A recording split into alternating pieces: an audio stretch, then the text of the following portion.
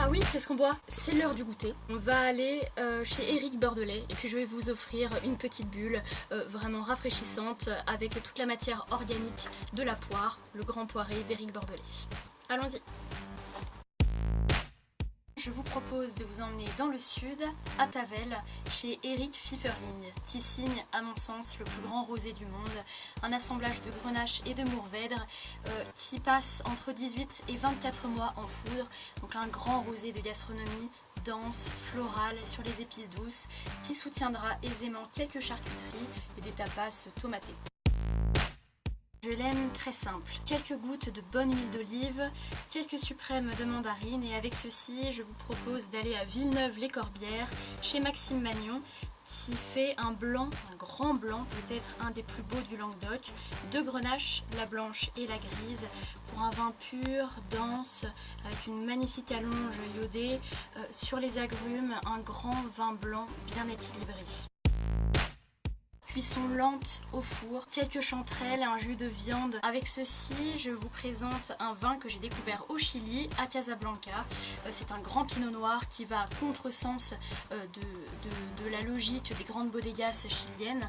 Et là, on est sur un pinot plein, suave, avec une très belle précision aromatique. Le bois est parfaitement intégré et on va vraiment épouser la chair de la côte de veau.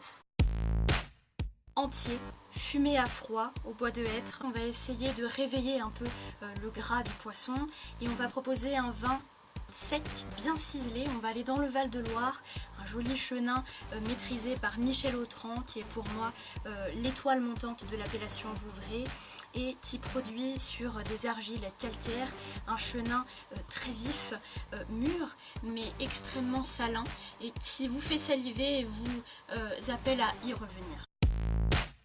Cette brioche moelleuse et aérienne emplie de fruits confits. Je vous propose d'aller en Jurançon avec le Capchéo de Camille Laredia, un petit mansingue parfaitement passerillé. On est vraiment sur les écorces d'orange, les épices presque orientales, fleurs d'oranger, avec une vibration et une acidité qui allonge le dessert et qui nous fait terminer le repas serein et pas trop alourdi. Ce qui est pour moi peut-être le vin le plus charnel, le plus séduisant de l'appellation. On est à Chambol-Musigny sur Les Amoureuses de Christophe Roumier. Un vin qui vous fait frissonner d'une énergie incroyable, qui puise vraiment toute son énergie dans les argiles rouges de la terre calcaire. Et là, vous ne pouvez que le déguster avec une personne que vous aimez. Une série extrêmement prenante. Désolée de vous décevoir, je ne peux absolument pas boire de vin, je ne peux pas me concentrer sur le liquide. Alors je bois la boisson locale, le maté. Attention à ne pas servir sur les feuilles de l'eau bouillante, 80 degrés suffisent. Il ne faudrait pas vous brûler pendant la scène principale. À la Comte de Rotalier, dans le Jura, Jean-François Ganeva, des vins d'une précision astronomique.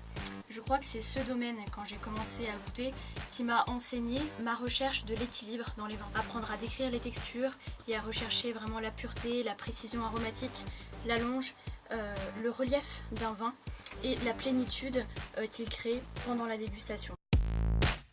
J'aimerais beaucoup ouvrir la cuvée Le Bourg du Clos Rougeard, la parcelle la plus calcaire du domaine. Je l'ai goûté pas plus tard que la semaine dernière. Je trouve sur ce millésime une énergie débordante.